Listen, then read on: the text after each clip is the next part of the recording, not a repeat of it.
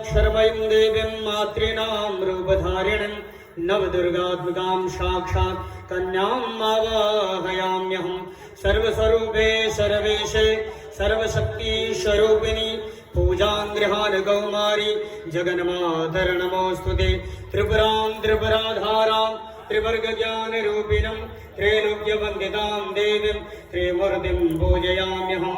कलात्मिकां कलातीतां कारुण्यहृदयां शिवां कल्याणजननीं देवीं कल्याणीं पूजयाम्यहम्। अणिमादिगुणाधारां कार्याक्षरात्मिकां अनन्तां शक्तिकां लक्ष्मीं रोहिणीं पूजयाम्यहम्। कामाचारं शुभां कान्तां कालचक्रस्वरूपिणीं कामदां करुणोदारां कालिकां पूजयाम्यहम्। चण्डवीरां चण्डमायां चण्डमण्डप्रभावनीं पूजयामि सदा देवीं चण्डिकां चण्डविक्रमां सदानन्दकरीं शान्तां